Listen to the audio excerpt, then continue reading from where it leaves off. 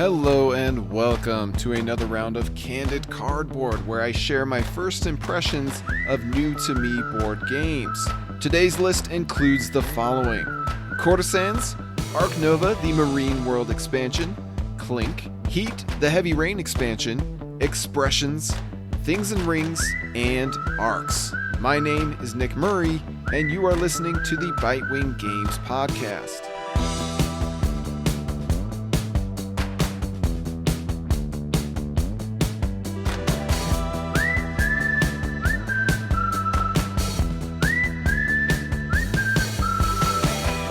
So we're going to start things off talking about Courtisans, which I have 4 plays of at 4 to 5 players. If Biblios and Botswana, also known as Wildlife Safari, had a baby, a very evil baby, it would be Courtisans. It turns out that evil babies are still fun. Courtisans uses the basic player turn premise of Biblios. Look at 3 different cards and put them in 3 different places. It then combines that idea with the shared investments and value manipulation of Botswana. Yet it also takes the passive-aggressive rudeness of those 2 games and cranks up the savagery to 11. On your turn, you'll look at your hand of cards and decide which one to keep, which one to give to another player, and which one to add to the banquet table. The banquet table functions as a way of determining whether each suit will be esteemed, or worth positive points, or fallen from grace, meaning worth negative points. This value is determined by simple majority. Which side of the table has more cards of that color? If more cards of that suit are above the table, then it becomes a positive suit during endgame scoring. And you want lots of cards of that color in front of you, each card being worth positive 1 point. But if you or your opponents are working to sabotage a color, then you don't want that color in front of you at the end of the game. Otherwise, it will put a dent in your score. Most cards have no special ability, yet the fact that you can play them to a few different locations grants plenty of flexibility. Do you keep a card and hope it scores you a positive point? Do you nail another player with it if it looks to be worth a negative point? Do you manipulate the endgame value of that suit? Do you award it to another player so they become invested in helping that suit be esteemed? These interesting decisions contain even more wrinkles thanks to these special ability cards. Each suit has several of them. The Noble is worth 2 cards instead of 1. The Spy is played face down and only revealed at the end of the game. The Assassin kills another card in the area it was played to. The Guard is unkillable. These special roles introduce even more spice to a game that was already quite spicy. Players also each receive 2 secret objectives at the start of the game. These objectives push you to help or sabotage a specific suit, or feed your neighbor a certain suit, so they end up with more than you. For each objective you fulfill, you'll get a bonus of 3 points. As a quick 20 to 30 minute game, Courtisans delivers with funny and cutthroat moments. Competitive groups will have to decide carefully which players to target so that nobody runs away with an easy victory. And there will be plenty of opportunities to nail each other, either out of petty revenge or cunning calculation. I'm always happy to find a new card game like this that is a hit with the entire group and begs repeat plays. I give a good prognosis to Courtisans. Next up, we're going to look at Ark Nova Marine Worlds, the expansion, which I have 1 play of at 2 players. Ark Nova Marine Worlds is exactly the kind of expansion that most fans want from the game. More deck mitigation, more card market flow, more animals, more card abilities, more strategic wrinkles, and fancy upgraded player pieces. Unfortunately for me, the expansion also represents the killing blow of my love of Ark Nova. Mind you, it's not really the expansion's fault that I stopped enjoying Ark Nova, at least not directly. Ark Nova sadly followed the same doomed path that many past games in my collection have gone. First, acquire a new game and enjoy it over several plays. Second, stop playing game for roughly a year while gaming tastes and preferences gradually morph over time. Step 3, with the release and acquisition of a new expansion, finally have the motivation to revisit the game. Step 4, discover that I no longer enjoy the game as much as I used to. Step 5, sell the game and the expansion. Many other titles have followed a similar trajectory, including Dice Throne, Railroad Inc., Fort, Dice Forge, Downforce, Nidavellir, QE, The Quacks of Quedlinburg, and Welcome to. Notably, most of the expansions for these games were quite good, except for the painful Dice Throne Adventures and Welcome to Outbreak. But the problem is that I unknowingly lost my love for a game and didn't realize it until the expansion motivated me to revisit it. In the case of our latest play of Ark Nova, I found myself impatient with the entire system. Rather than enjoying the huge zoo-themed sandbox, I felt the experience was too long, too convoluted, and too cluttered with effects and abilities. So while I believe that the expansion is good for the game, I feel that the game is no longer good for me. But the expansion does feature exciting new opportunities for those who enjoy Ark Nova. At the start of the game, players draft powerful upgraded action cards, replacing 2 of the 5 with juiced up versions. These unique cards add another layer of starting asymmetry on top of the unique maps, and they feel great to utilize. My cards let me sell worthless sponsorship cards for money and mark animal cards on the display for bonuses. My opponent was able to pull off wacky exploits of her own with her cards. The most exciting feature is obviously the marine animals and the aquarium tiles that accompany them. Beside the additional variety they bring, these expansion cards introduce 2 new features. First, a coral symbol found on many of the aquatic animal cards shows a bonus, and when played, the coral symbol triggers all of the coral symbols in your tableau. This allows players to create a growing engine of bonuses if they lean hard into aquatic animals. Second, a wave symbol on many of the expansion cards causes the market row to flow more frequently by flushing the oldest card in the display. You can tell that the design team aimed to address some of the biggest complaints of the core game. A faster flowing market means that players can more easily find specific cards they are looking for. There's even a new university tile that lets you dig through the deck for a specific animal type that you desire. Other components in this expansion add up to a well-rounded offering overall. More bonus tiles, more objective cards, more sponsorship cards, more variety for a game that was already packed to the gills with variety. I expect that most fans will find more to love about Ark Nova within its expansion. Sadly, I find myself no longer a fan due to the exhausting demands of the game. I simply find more fun out of playing multiple faster and more focused games in the same amount of time. But I still consider this a well-made expansion. I give a fair prognosis to Ark Nova Marine Worlds. Moving on, we're going to talk about Klink, which I have 3 plays of, at 3 to 4 players. And a review copy of this game was provided to me by the publisher. Klink is the kind of silly, dumb filler game I'm happy to stumble across and bust out before or after a main event game. The fact that it comes in a small package and sells for dirt cheap at retail means it knows its purpose well. When Rebel Studio, publisher of Mlem, my favorite release of 2023, offered to send me a review copy of their new title Klink, I was happy to take it for a test spin. In Klink, 3 to 5 players are aiming to score the least points by the time the game ends, after a player reaches 77 points over multiple rounds of play. Each round, one player starts by grabbing 2 cards from the face-down deck, peeking at one of those cards, and then deciding whether to keep both or pass them along to another player. If kept, the cards are flipped and their values revealed. If passed along, the next player follows the same steps. Peek at one card and decide whether to keep them or pass them along. You can only pass the cards to a player that hasn't peeked at one of them, so if the cards get passed to all players, then the last player is forced to keep them. The silver lining for this possibly unlucky player is that they start the next turn by grabbing 2 more cards from the deck and beginning the cycle anew. Each card displays a number ranging between -5 and 20. Notably, there are no cards valued in the teens, and all of the cards, except the 20, have duplicates in the deck.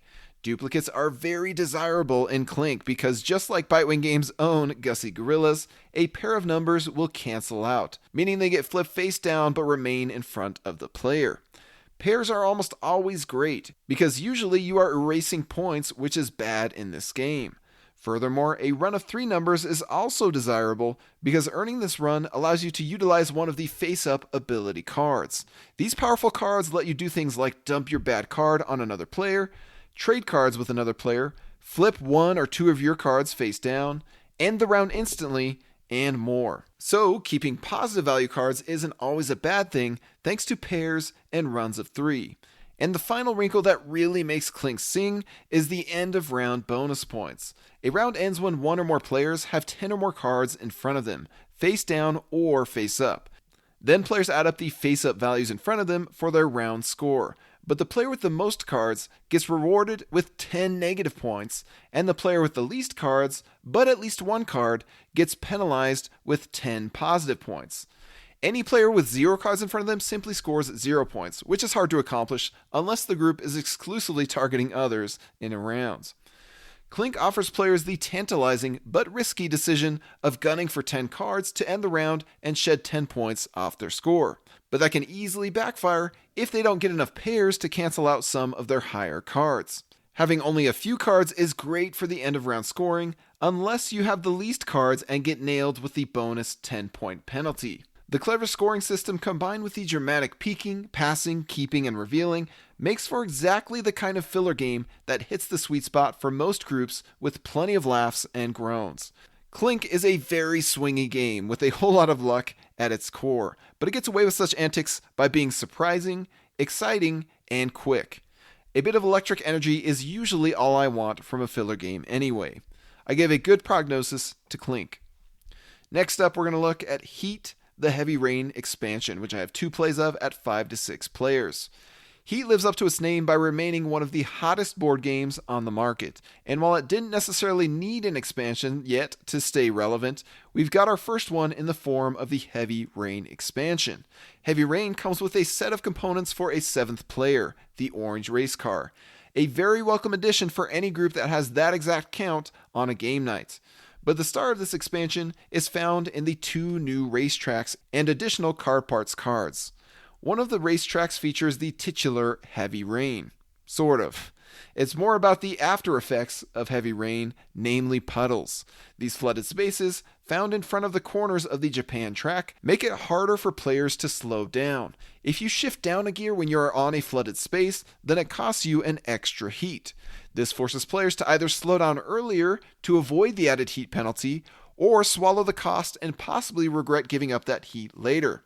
It's not a huge game changer by any means, but it does introduce some welcome variety to the tracks.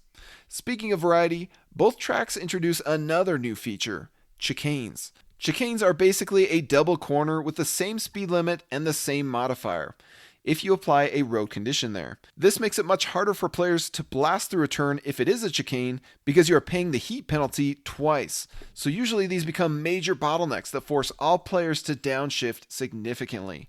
Once again, it's a feature that doesn't feel drastically different from the usual heat experience, but it does introduce a few new wrinkles to the decision making. Finally, the upgrade cards present a new ability called Super Cool. As a publisher, you know you've made a good board game when you can call a symbol the super cool symbol.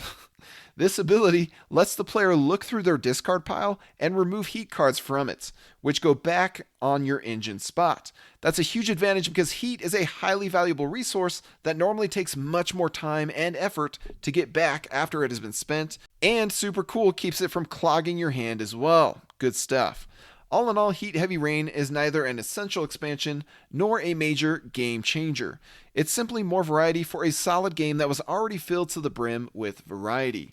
It's good new content, mind you, but certainly most sensible for groups who already get a lot of plays out of the base game. I gave a good prognosis to Heat the Heavy Rain expansion. Next, we're going to look at Expressions, which I have 5 plays of at 3 to 4 players. Expressions is a quick, cooperative card game of limited communication and clever deduction that reminds me in a lot of ways of The Crew.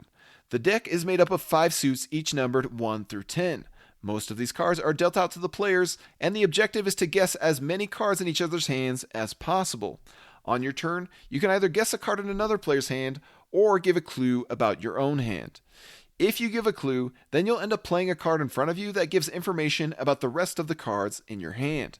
That certainly makes it easier for players to figure out your hand and other players' hands, but it comes at a cost. Each card played in front of you will end up on the agony side of the score pile, or in essence, the negative point side of the score pile. On top of that, the game has a countdown timer where cards that weren't dealt out continuously get added to the agony side until the deck runs out and the game is over. When you're brave or confident enough to guess a card, it'll either result in a big reward or a big penalty. A correct guess lets the guesser and the guessee each discard a card to the harmony or positive point side.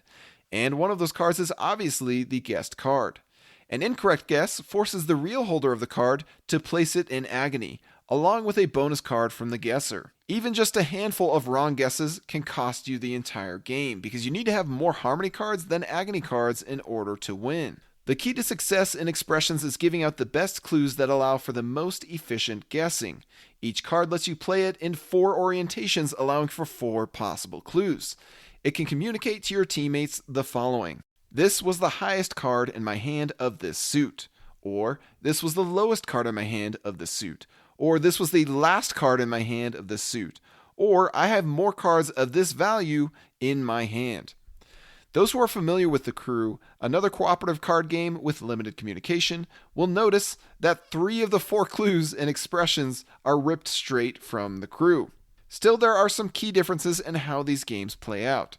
In expressions, a clue stays displayed in front of you until it no longer applies. For example, if my red 8 was the highest card in my hand, it will stay in front of me as a clue until I run out of reds in my hand, at which point I finally discard the red 8. This kind of up-to-date information is obviously very useful to the rest of the table as they try to work out who is holding which exact cards. Furthermore, the very act of guessing exact cards out of each other's hands feels quite different and precise compared to the crew's more opaque information and flexible conditions. To its credit, Expressions has always been enjoyable for the entire table every time we've played it. The only problem is that it exists in the same universe as the Crew, and it doesn't fare well in terms of depth and longevity. While you can make expressions more difficult with experienced players simply by cranking the round timer down, it still ends up feeling like the same challenge every time. Meanwhile, The Crew, both the Quest for Planet 9 and Mission Deep Sea, offer comparatively infinite challenges that present a much higher skill ceiling. The only thing that Expressions has in its favor is that it is slightly more approachable and easier to grasp compared to the starting missions of The Crew. But I'd rather walk newcomers through a couple quick intro rounds of The Crew before jumping into wackier scenarios than settle for another samey play of Expressions. In the end, Expressions is a solid experience because it borrows many great ideas from The Crew. But if you're going to throw your hat into the same ring, you better bring something significantly different or better. Otherwise, what's the point? I give a fair prognosis to Expressions. Next, we're going to look at Things and Rings, which I have 8 plays of, at 3 to 5 players. Things and Rings is one of the latest small box releases from our friends over at Allplay, and it is also one of their most unique. Players are racing to rid their hands of 5 colorful thing cards, charmingly illustrated by Snow Conrad with an obvious nod to Dr. Seuss artwork. These things must be placed into the proper area, either inside or outside of a Venn diagram of 3 rings. Each ring has a secret rule known only to the knower. One rule relates to the word, another to the attribute, and another to the context. So the secret rules could be something like exactly 5 letters, flammable, only owned by wealthy people. And players must deduce these rules by observing where the things end up over time. If a player places a thing in the correct spot, they get to place another card. If they place it in the wrong spot, then the knower repositions it to the correct place, and the player must draw another thing card and end their turn. Simple as that. Initially, you'll work off of object association. If a sword goes into the blue ring, then surely an arrow goes there as well, right? Wrong. Usually. As you see more items get added to the ring, you'll begin to recognize patterns. These are much easier to spot if you've played the game a few times, which gives a better grasp of what the possibilities are for the ring rules. This is the type of game that usually breaks the brain of any newcomer on their first play.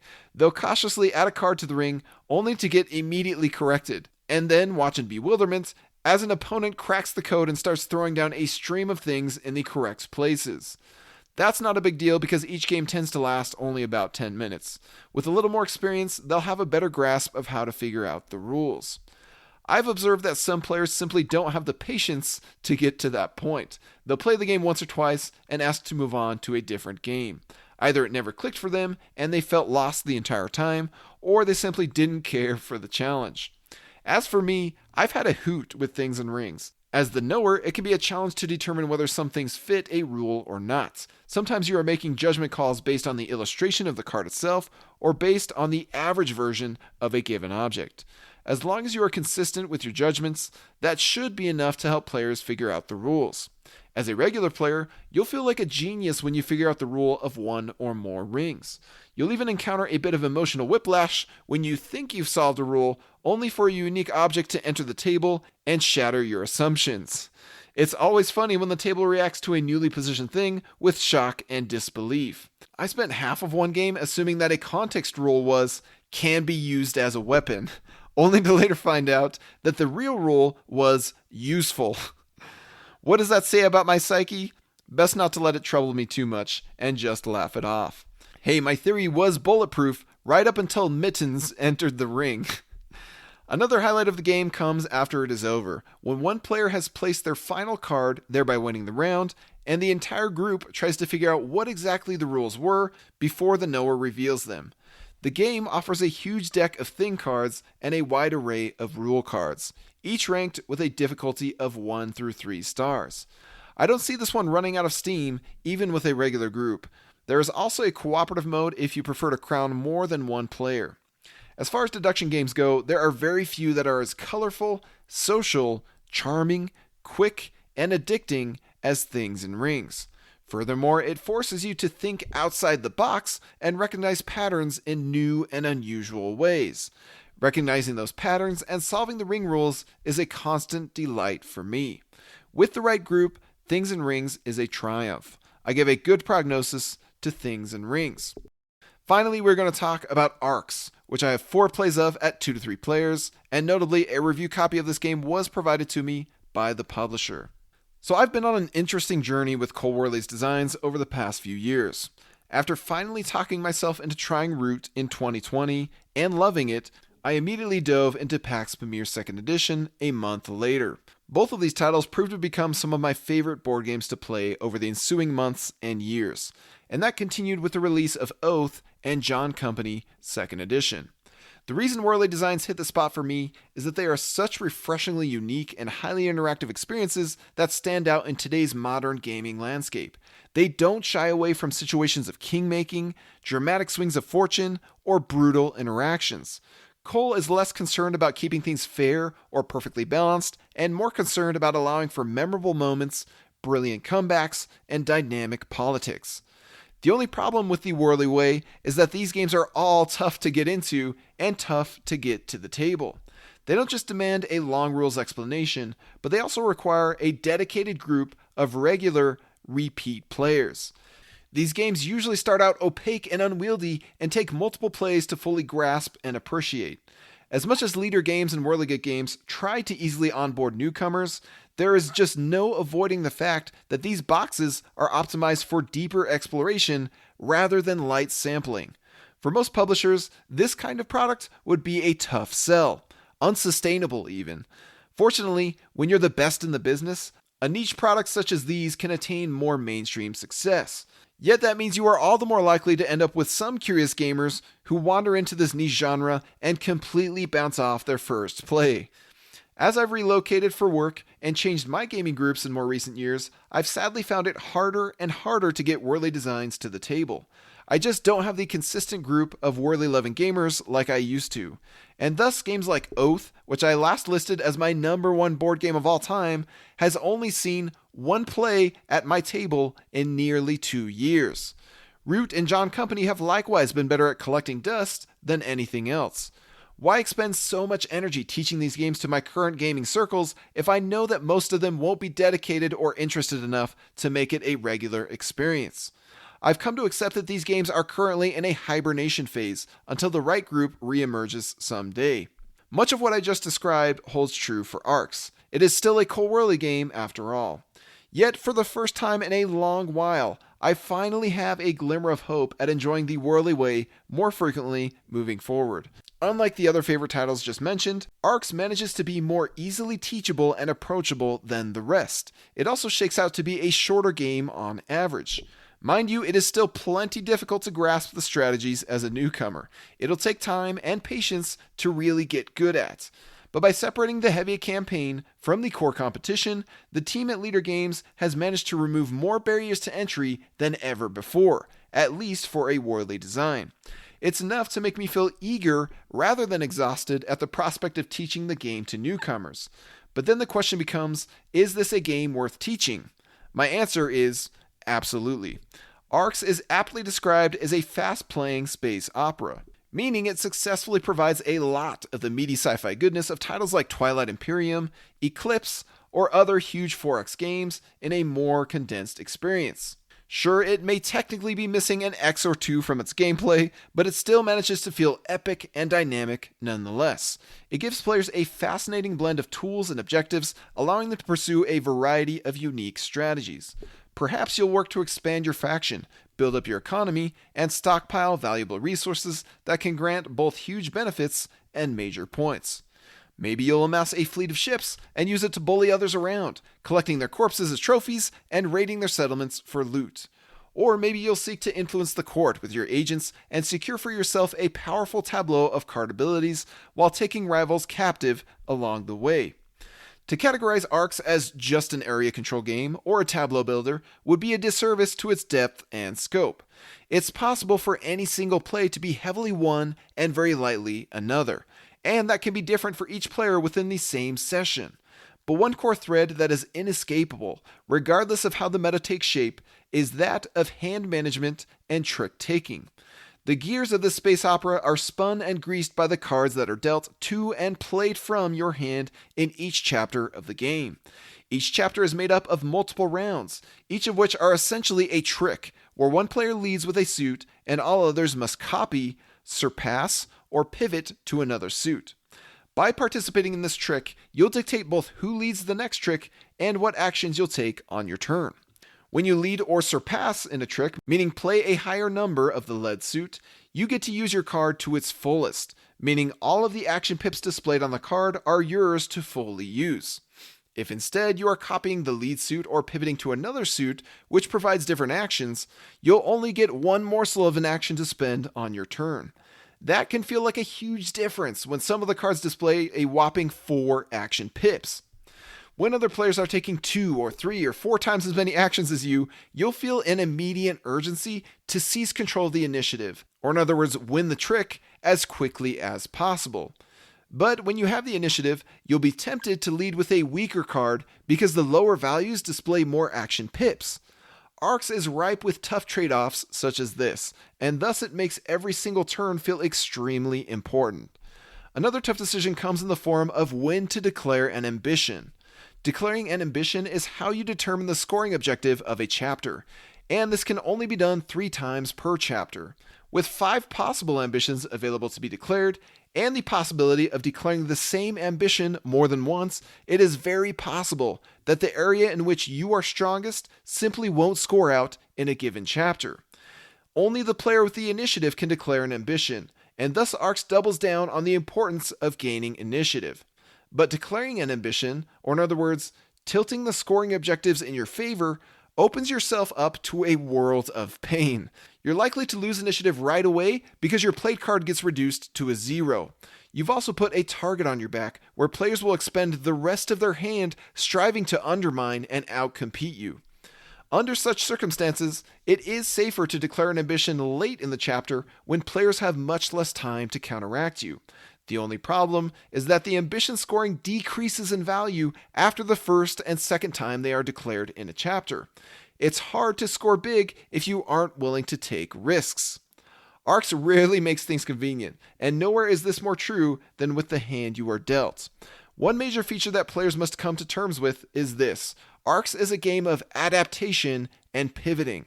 If you set out with a rigid strategy and hope to be dealt the perfect cards to fit that strategy, you will likely come away frustrated, much like a ruler is frustrated by the limitations of their power and influence. You have to learn how to make the most of the opportunities of each hand. Fortunately, Arx provides plenty of flexibility in how you use your hand, but that isn't immediately apparent to newcomers. If you're dealt a diverse hand of high-value cards, that is probably easiest to grasp. Simply gain and maintain control of the initiative, taking whatever actions you please, when you please. If you're dealt a hand of low cards, then you'll need to seize the initiative 1 or more times, burning an extra card now to set yourself up for a big next turn. If you find your hand lacking in one or more key suits, then you'll have to let another player take the lead so you can copy their suit, and you'll have to make the most of each single action turn. Furthermore, it helps to store up on resources, either through taxing or raiding, which grant bonus actions when spent. If your hand of cards isn't already enough to keep you on your toes, then the Court of Guilds and Vox cards will certainly round things out. These powerful cards can trigger massive events or grant valuable abilities to help you outcompete your rivals. In our plays, they've proven to be hotly contested both in initially acquiring them and thereafter fighting over them. Speaking of fighting, Arx has one of the most satisfying combat systems I've ever seen in a game. Not only is it robust, but it's also elegant. The attacker will simply choose as many dice as they have ships to fight with, and then the drama ensues. By providing 3 different types of dice to choose from, each with their own strengths and drawbacks, Arx provides many delightful surprises with the results. With a quick selection of dice and a single cast upon the table, combat is over in the blink of an eye, yet consistently delivers excitement. And thankfully, Arx is a game that invites and entices you to constantly be at each other's throats, even from round 1. Perhaps this comes as no surprise, but Arx is easily one of my favorite releases of this year, or even in recent years. After 4 plays, and also thanks to the included Leaders in Lore module, which introduces a bit of asymmetry upon setup, I feel like I've barely scratched the surface of this game. There is undoubtedly plenty more depth to uncover and surprising new situations to enjoy. And that is all to say nothing of the Blighted Reach expansion, which layers a replayable 3-act campaign on top of this system, something that I hope to try soon. Thanks to its relatively lower barriers to entry, Arx looks to become my go-to Whirly game for the foreseeable future, and I'm very happy about that. I give an excellent prognosis to Arx. That's going to do it for another round of Candid Cardboard. Thank you for tuning in to my first impressions of these 7 board games. And to those of you who have long been waiting very patiently for another episode, I do apologize for the long waits. Outside of having a very busy summer in general, we've been swamped with some very exciting projects here at Bitewing Games. And to offer just a glimmer of a teaser, Bitewing Games is planning to launch a secret epic big box Knizia game in October on Kickstarter. And it may very well go down as the biggest Knizia game we ever launch, by a long shot. And no, it's not Tigris and Euphrates, just to kill any rumors there. More details to come. In the meantime, be sure to subscribe to the Bitewing Games newsletter so you don't miss out on the grand reveal. You can follow the link in the description of this podcast episode to subscribe to our newsletter, or simply go to bitewinggames.com/subscribe. That's all for today. My name is Nick Murray, and you've been listening to the Bitewing Games podcast.